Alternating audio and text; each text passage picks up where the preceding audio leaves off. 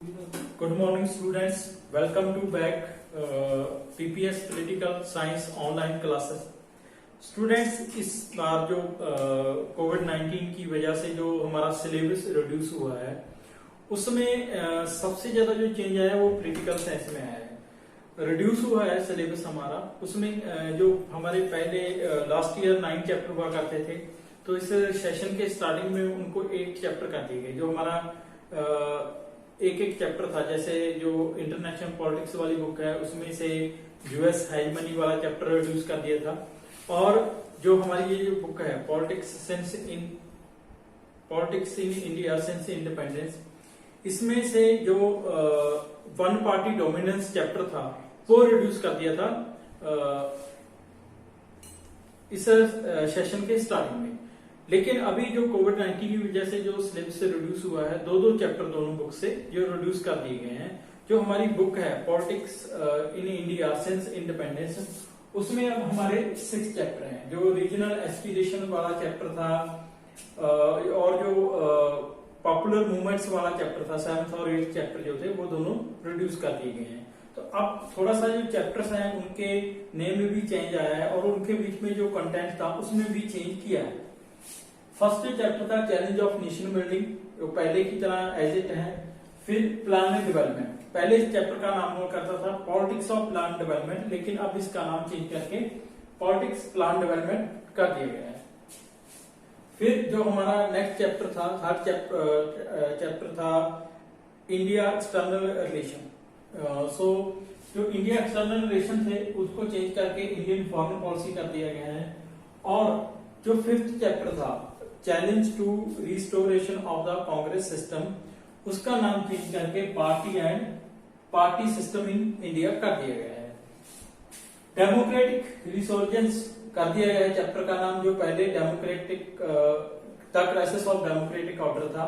और जो last chapter है, जो पहले recent development in Indian politics, उसको Indian politics trends and development के नाम से जो है इंट्रोड्यूस किया गया है। तो जो अभी हमारे पास जो है 6 चैप्टर हैं और इनके बीच में जो कंटेंट चेंज हुआ है, जो कुछ न्यू टॉपिक्स ऐड किए गए हैं, उनके बारे में जब हम चैप्टर वाइज जो डिस्कस करेंगे वो नेक्स्ट पार्ट के इस वीडियो के उसमें हम डिस्कस करेंगे।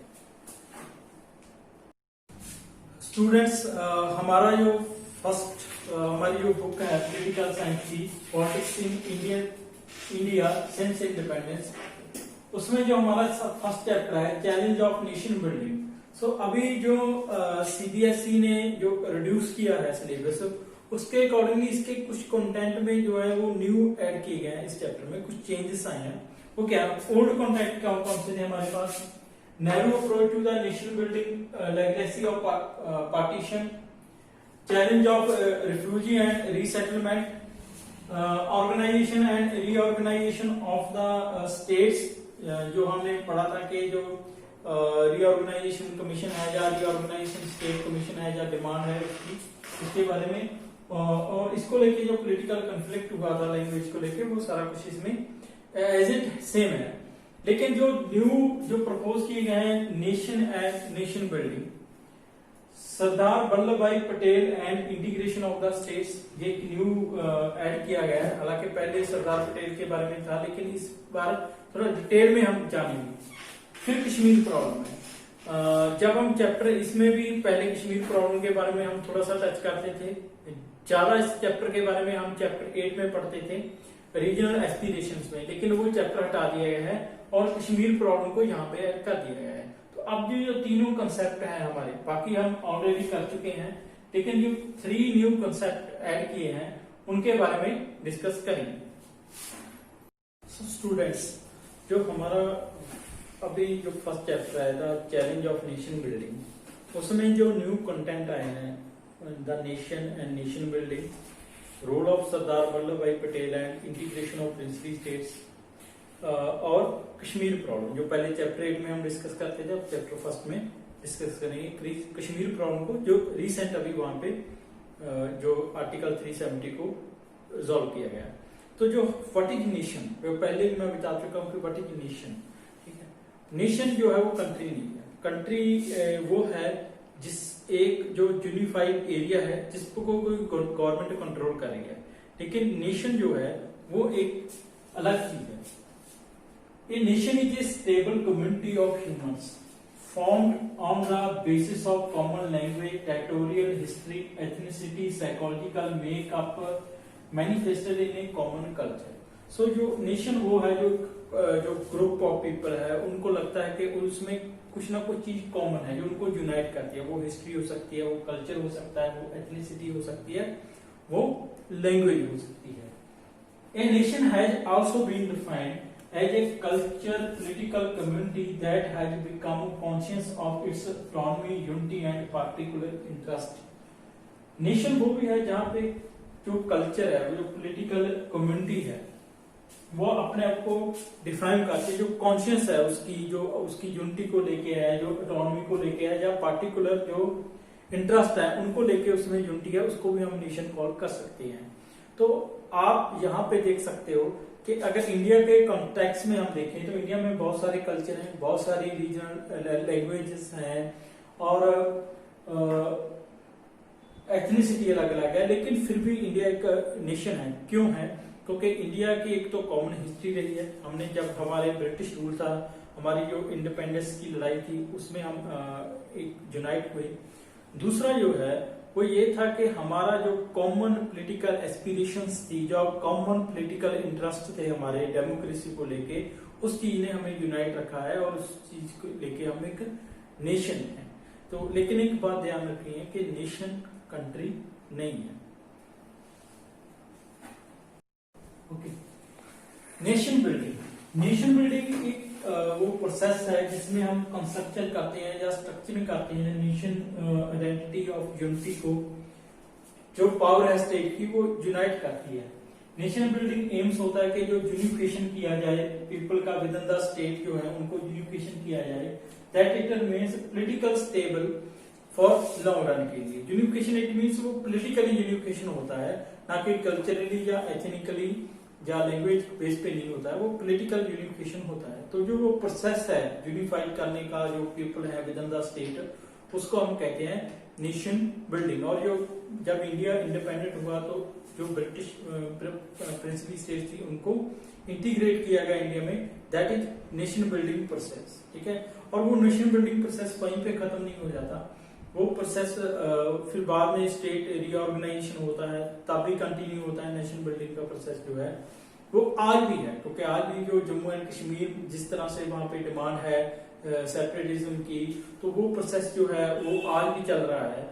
या फिर नॉर्थ ईस्ट में कुछ जगह पे जैसे नागालैंड में है, तो वो आज भी नेशन जो है, नेशन बिल्डिंग का जो प्रोसेस है वो आज भी कंटिन्यू है।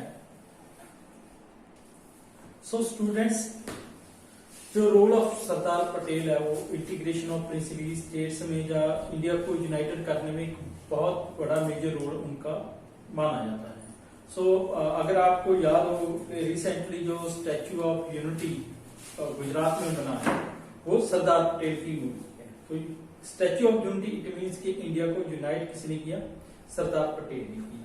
सो अब जो सरदार पटेल हैं उनका जो बॉर्न है वो 31 अक्टूबर 1875 को होता है, इसलिए यूनिटी डे जो सेलिब्रेट किया जाता है वो 31 अक्टूबर को किया जाता है। जो सरदार पटेल थे उनका बॉर्न जो है बॉम्बे प्रेसिडेंसी में हुआ था, जो आजकल जो है वो गुजरात में है। खेड़ा और बरदोली जो मूवमेंट्स थी उनसे पॉलिटिकल अपीयरेंस जो है वो होती है, या पॉलिटिकल एंट्री जो होती है वो सरदार पटेल की होती है इंडियन पॉलिटिक्स में। नॉन वायलेंस मूवमेंट की ये दोनों, उन्होंने गांधी जी के साथ जो है इन मूवमेंट्स में पीजेंट्स को ऑर्गेनाइज किया था।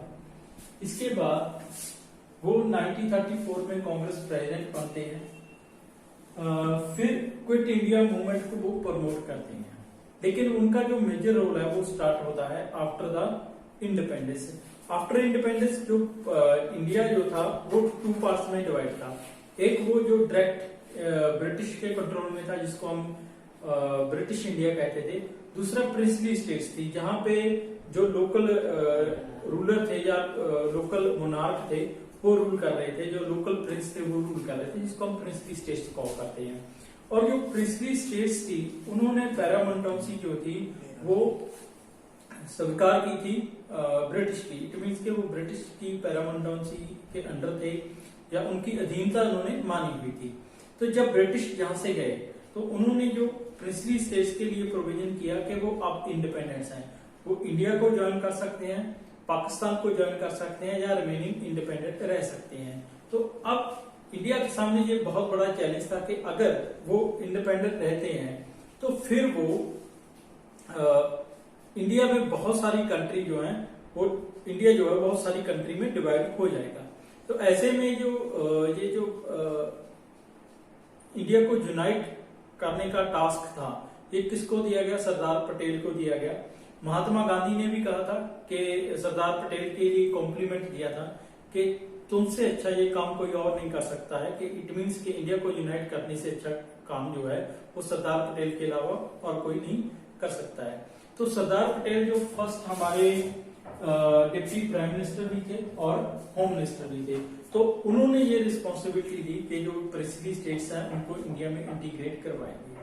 तो उनकी जो पॉलिटिकल स्ट्रेटजी थी या डिप्लोमेटिक इंटीग्रिटी यही थी कि उन्होंने जो कुछ जो प्रिंसली स्टेट्स थी उनको उन्होंने फोर्सफुली इंडिया में ज्वाइन करवाया, कुछ को जो है वो कुछ ऑटोनॉमी दी, जैसे पेप्सू बनाया, Punjab east princely state union, उसको अलग से कुछ इटर्नल ऑटोनॉमी दी गई। या मणिपुर को जिस तरह से करवाया, जो वहां के मोनार्क थे उनको इटर्नल ऑटोनॉमी दी गई। तो इस तरह से जो है जब कश्मीर में भी अभी जो थी वो दी गई थी, लेकिन वो ऑटोनॉमी दी गई थी, लेकिन वो बाद में एक कंफ्लिक्ट हो गया। तो ये जो था कि किस तरह से जो प्रिंसली स्टेट्स थी उनको इंडिया में इंटीग्रेट कराया गया, तो स्ट्रेटजी के साथ जो है मोस्ट ऑफ द जो स्टेट्स थी वो इंडिया में ज्वाइन कर गई। लेकिन तिरुवनंतपुर, हैदराबाद और भोपाल ये ऐसी स्टेट्स थी जो कह रही थी कि वो इंडिपेंडेंट रहेंगी। बाद में तिरुवनंतपुर और भोपाल को इंडिया में इंटीग्रेट करा दिया गया। हैदराबाद इंडिपेंडेंट रहा। तो हैदराबाद को किस तरह से जो है वो इंडिया में इंटीग्रेशन हुआ, फिर जो कश्मीर इशू है उसको डिस्कस करेंगे। और जूनागढ़, ये जो 3-4 स्टेट्स रह गई थी, जूनागढ़, हैदराबाद और मणिपुर के बारे में हम ऑलरेडी डिस्कस कर चुके हैं, और कश्मीर।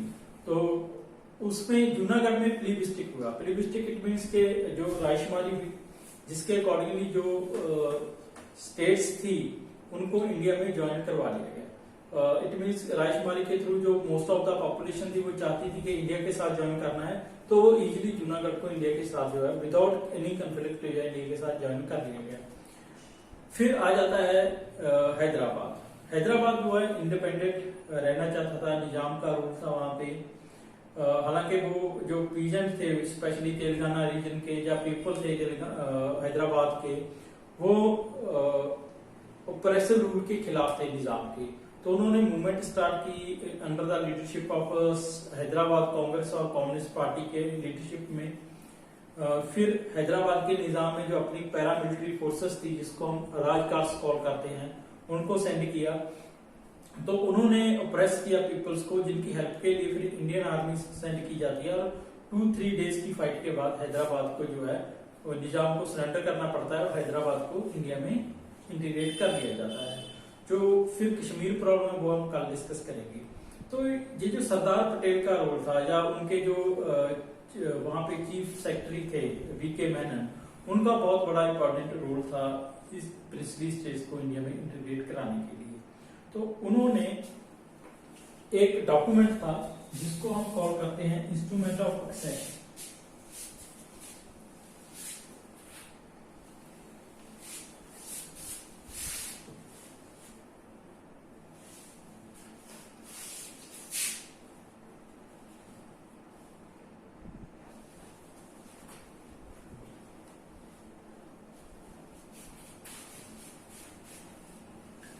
ये डॉक्यूमेंट था जो प्रिंसली रूलर था या प्रिंस था, जब वो अपनी स्टेट को इंडिया के साथ मर्ज करता था तो उसको इस डॉक्यूमेंट पे साइन करने पड़ते थे। तो ये एक डॉक्यूमेंट था instrument of accession. Sardar Patel ने ना सिर्फ इन स्टेट्स को बल्कि जो जैसलमेर और जयपुर जैसी बड़ी स्टेट्स थी जिनका बॉर्डर था पाकिस्तान के साथ, और वो स्टार्टिंग में पाकिस्तान के साथ जाना चाहती थी, लेकिन सरदार पटेल ने उनके साथ भी नेगोशिएशन करके उन दोनों स्टेट्स को भी इंडिया में शामिल किया। तो ये जो प्रिंसिपली स्टेट्स को इंडिया में इंटीग्रेशन करने का जो क्रेडिट है वो सरदार पटेल को जाता है। तो इसलिए इंडिया को यूनाइट करने में उनकी बहुत बड़ी इंपॉर्टेंस है। तो ये था सरदार पटेल का रोल। कल जो है हम डिस्कस करेंगे कश्मीर प्रॉब्लम।